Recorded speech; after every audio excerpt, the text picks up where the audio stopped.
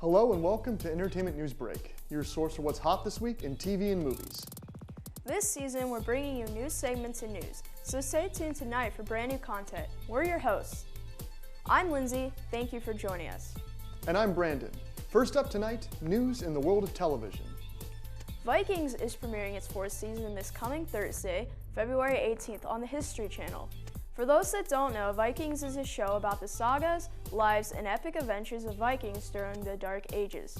Vikings star Travis Fimmel will be appearing in the upcoming Warcraft movie, so if you'd like to get a taste of the actor before then, tune in at 10 p.m. Eastern Time, February 18th on the History Channel. Let's check out the trailer.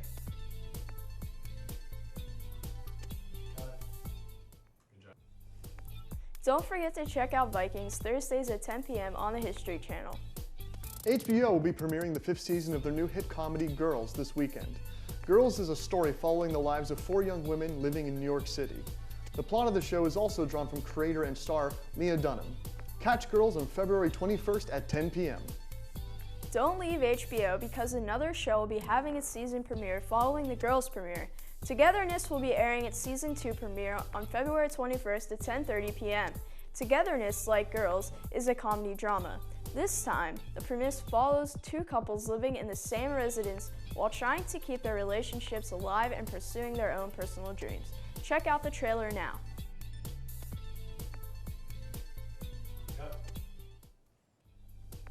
So what'd you think of the trailer?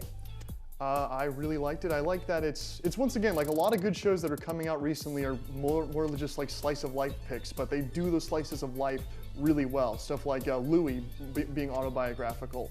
And I like this one especially because it's created by Mark Duplass and his brother, who I'm not as familiar with, but Mark Duplass is a great actor. Are you familiar with him? No. He did a sort of time travel film a couple years ago called Safety Not Guaranteed.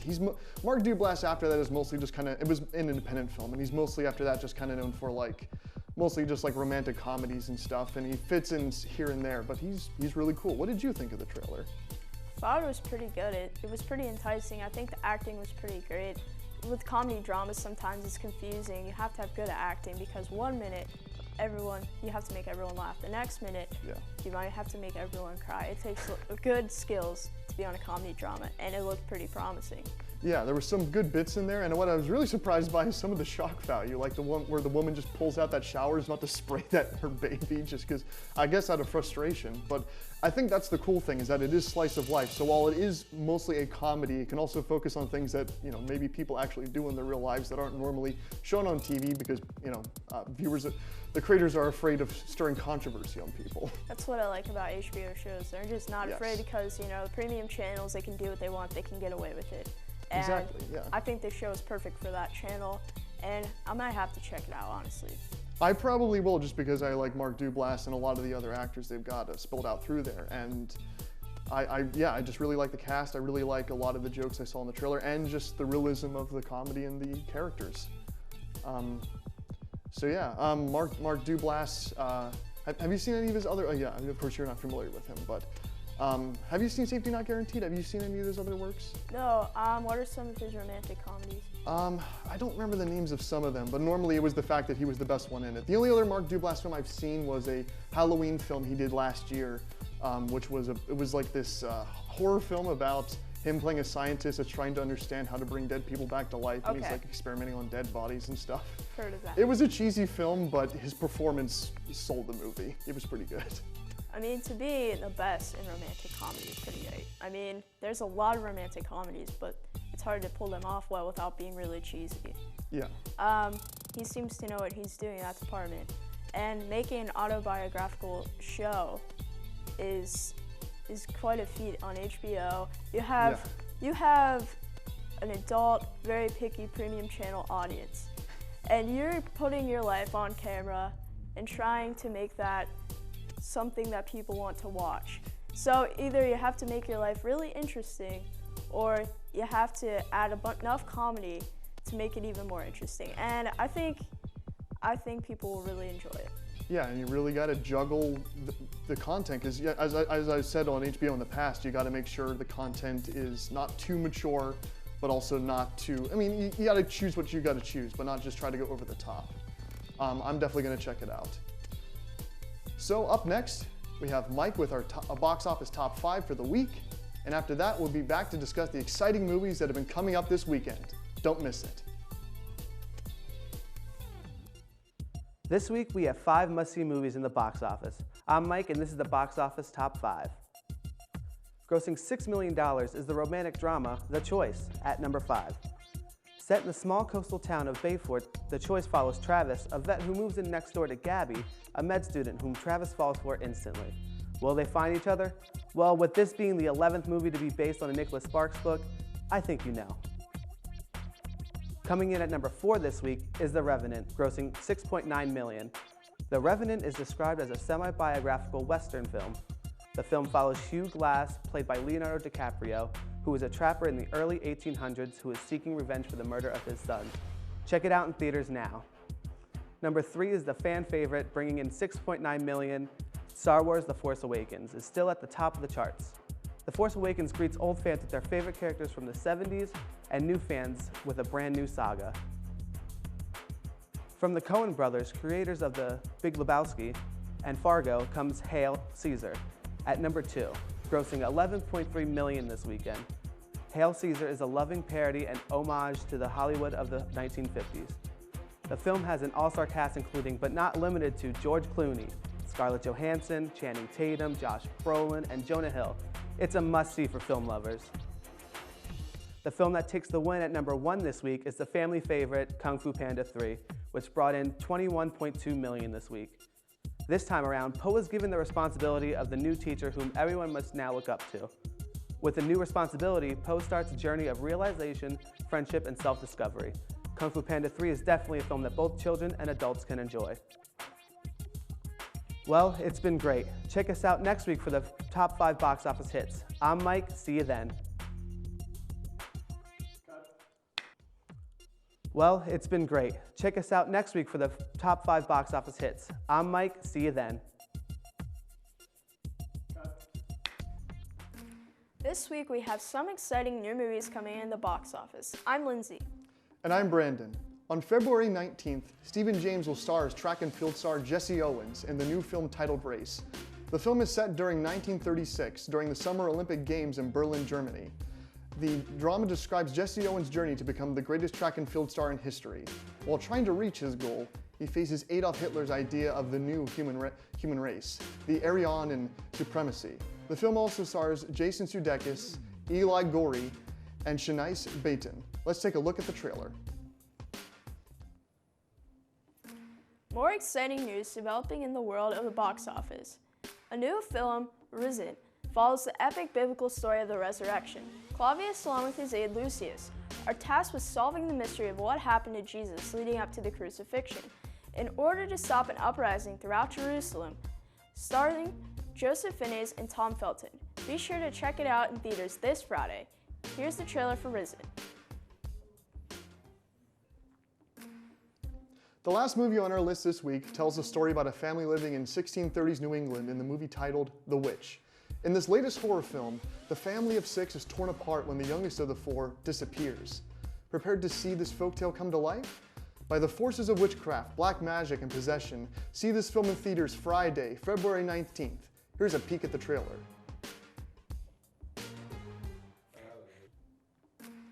So what did you think of the trailer for The Witch? I thought there was something really haunting about it, and you know, there was no like cliche horror movie, you know, stuff that was in it. Like, didn't seem like scary music, scary footsteps, you know, like jump scares, you know. It seemed like a different type of horror that actually seemed creepy. And I think, for what it's worth, it seems pretty different. And I honestly like to check it out, even though horror movies usually bore me. This doesn't seem like a boring film. I haven't really seen too many movies coming out that I've tried to do horror in a period piece setting, because outside of this, the only thing I could think of was M. Night Shyamalan's The Village, which people that know the twist at the end is not a period piece, but that also wasn't a very good film, so that's not a good example. But The Witch seems to be doing that concept right. It's kind of hard to say what the force in it is, because the trailer never really mentions what is going on, which is good. but they like the promotional pics I've seen have just really emphasized the goat that they show in the trailer, and like he's like rearing up and stuff, and I'm not really sure what's going on with that. Maybe that has something to do with the symbolism or whatever. It kind of makes me excited that it's not like specifically saying what's going on. Like the whole time you're like, what is going on when you're watching this trailer, and you just see freaky things happening, like the goat. The goat is freaky. Yeah. And it's like maybe this is a symbol of blatant satanic stuff, and it's pretty creepy to watch, like a baby just disappearing, and it might almost seems like it's taking a form of all these spirits around it. And the family apparently is blaming it all on the older sister who was with the baby when it happened. So who knows if she does have something to do with it. But I think it is cool that it is set this early in time. Yes, yeah, and the period piece setting is really what makes it stand out. And yeah, the family blaming her, and they don't really clarify in the trailer whether or not, that's the good thing is most movies give away so much that you're never really sure, you always know basically the main plot structure, what the film's gonna be, because so many films are just repeating themselves today. And who knows, maybe The Witch is gonna be a retread of something, but the trailer kept it vague while also giving you an idea of what it is, and that's probably the best thing a trailer can do. But I guess it must be pretty original because critics have really been loving it so far. But the trailer at the end says it's available everywhere, while every time I've looked up that release date, which I think is on the 16th or 17th, it says limited release, so I'm not sure what else it is. I mean, to be fair, I think everywhere was just supposed to be a haunting thing. It was like in red letters and stuff, but I hope to see it if it's close around. Yeah, another thing, just like with Togetherness, with the mom, putting the shower cap up to the baby, they had a baby in this film that is snatched and then disappears. I did like the gimmick of the person playing peekaboo with the kid in the trailer, and that kept coming back, and they kept making it more and more unsettling. It reminded me sort of the Crucible, because it's also about like kids in this village, like conducting secret witchcraft. Although in the Crucible it was of course all fake, and here we don't quite know what's really going on.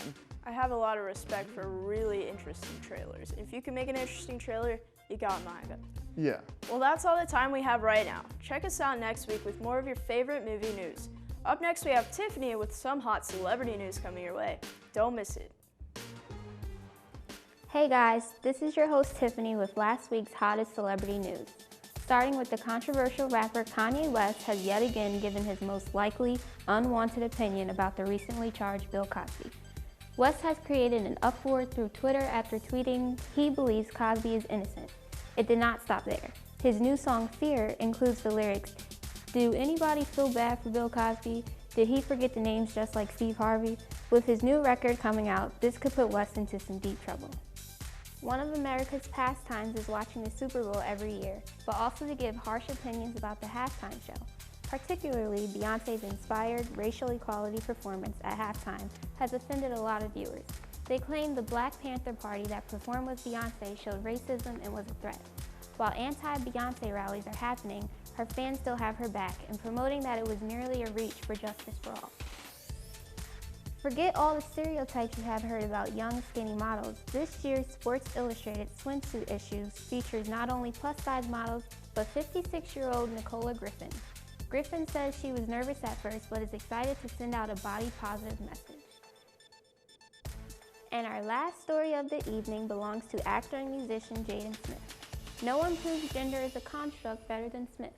He has defied the rules of masculinity and now has Instagrammed a picture of himself wearing a skirt.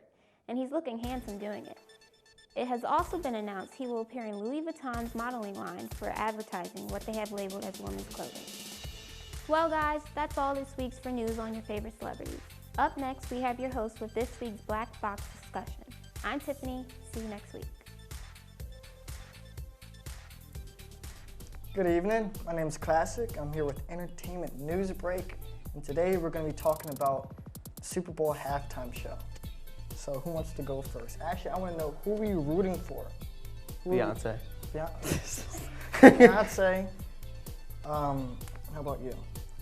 I don't really know either side. I'm sort of just coming into this knowing the issues at hand. Okay, and how about you? We're talking about who we're rooting for that was performing live on like the football team. Oh, I meant the football. I thought he made a joke. I really didn't care. Honestly, like, I was like, oh, well, this is Manning's last year. You know what, let me cheer, you know, for the Broncos. And then I saw that amazing jump touchdown that the Panthers did, and their uniforms were prettier, so I changed my mind. But either way, I knew they'd lose, and they did, so there was that. So. Well, I'm a Cowboys fan, so. Ooh. Yeah, whatever. Ooh. But halftime show. Did you all like what you saw? I really like what I saw. Beyonce's Beyonce. Yeah. She can do no wrong. Beyonce. Also, they had so many stars. Yeah. So many. So many. Lady Gaga. Lady Gaga was phenomenal. She was. She was great. Lady Gaga, Beyonce. Who am I? Bruno Mars, Bruno Coldplay. Mars. Coldplay. Bruno Mars is the guy he works with. Mark Ronson, Ronson. something like that. Something like that. Yeah. It was just an amazing halftime. Like for the 50th Super Bowl, that was great. It was great. Every time I watched Super Bowl, I was constantly unimpressed with halftime shows. So it was cool to see a good halftime show. Mm-hmm. There's still a lot of people that are mad that it wasn't good, and I think they're crazy. I don't know if they thought the Left Shark last year was good, but I gotta say they have to admit this was a big step up. Yeah. And I really enjoyed it. I mean, being really critical of like a lot of mainstream pop music, these were good artists to choose. They have a good variety of music, and they performed really well. So, every Super Bowl, every halftime show, there's something to talk about. And for this halftime show, the talk seems to be on Beyonce and the new song, Formation. Yes. I don't know what you guys think on Formation. On Formation. I think it's a catchy song. It's not, the lyrics aren't very good, Okay. but it's something to listen to. Something to listen to. The video was great. Video. I love the video. Yeah. That's what I gotta say about it. The music video was really good. Yeah. Thought it was good. Yeah, I really enjoyed the song, and the presentation that they did was really interesting. It was like the green screen floor, whatever they had, that where they were walking across, had this weird kind of effect to it that I really liked. Yeah, I enjoyed it. Yeah, it seemed like they just went all out this year.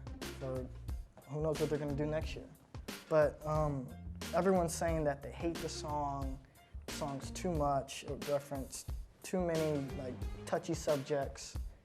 And from my viewpoint, I think she doesn't deserve the hate, but she did the right thing in pointing that out at that time.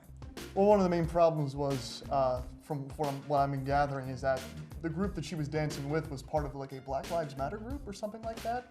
And people were lashing out that it was, what is it, like going down against white people or something like that, like an anti-white message. She brought like the Black Panthers, and everyone thinks Black Panthers are militant and dangerous and hate white people, and which is misunderstood.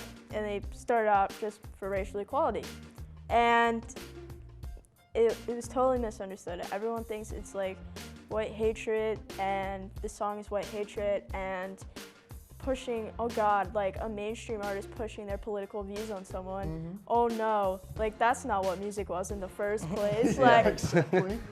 I mean, why don't we listen to Straight Outta Compton one more time? I don't know. I think the whole thing is ridiculous of people flipping out. Beyonce is a great performer. Let's start at that. I mean, and then it's her opinion, and she is a black female, and she is a minority. And this is how she's feeling, and it's not up to white people to decide how she should feel. Exactly. Yeah, I think that whenever any group of people other than just white people get together, white people just go crazy for really no reason. I don't get it. I will never get it. And it's like, it was more than just a song. It was a message to show other minorities that you know, you can do anything. Like, you can rise up and achieve your dreams. And the fact that people hate this, it's like, well, what do you really hate? Yeah. Like, do you hate Beyonce, or do you hate the message that she's putting out? Yes, and then of course on top of that, people also complained about the fact that right after that halftime show at the commercial break, Beyonce advertised herself, and people were going nuts about her advertising herself after her show, and she paid however $1 million for that spot. It didn't like interrupt everybody. anything, didn't interrupt the football game, didn't interrupt any of the halftime show. It was a commercial break. Yeah. Yes. So I don't understand. They got more. Oh, you want to go? No. They got angrier at her this year and she left the lights on. And that bothers me. Cause she, Yeah.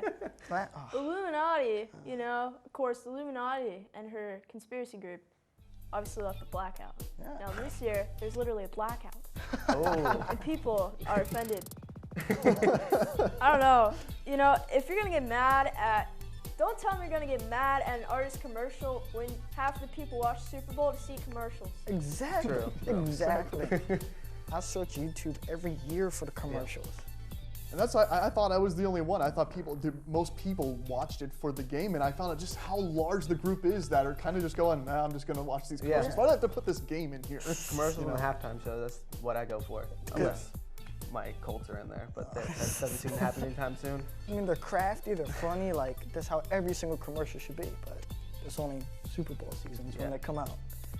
I think right after halftime show, there's no better time to promote your tour. Like, Exactly. Right after when you Especially- perform. Right Yeah. after.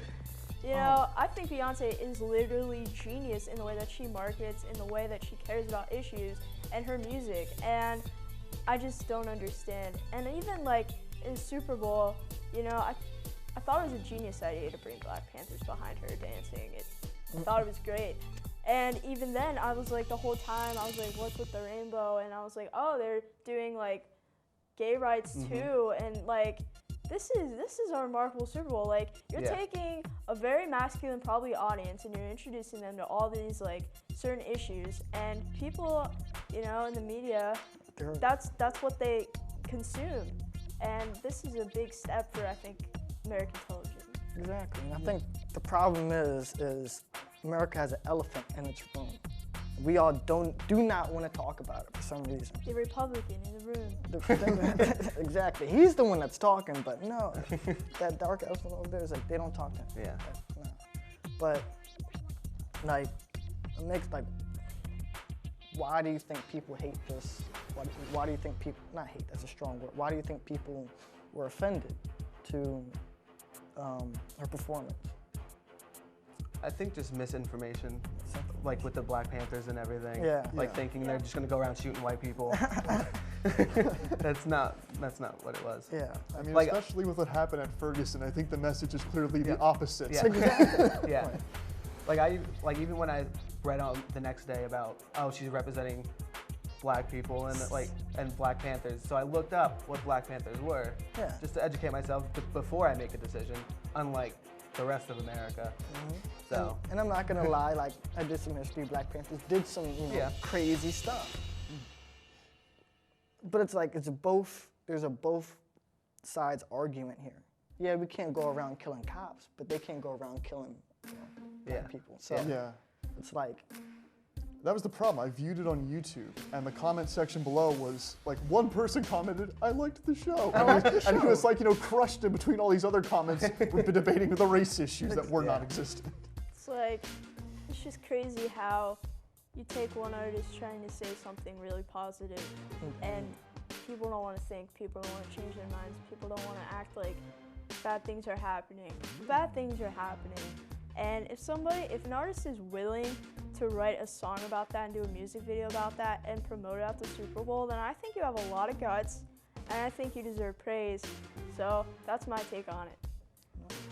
well, I'm glad to hear that everyone's, we're all on the same page. We're on the same page. But thanks for joining us this week for your favorite TV and movie and celebrity news. And don't forget to check us out on Facebook and follow us on Twitter at ENB _IUP TV. Tune in next week. I'm Classic, signing off.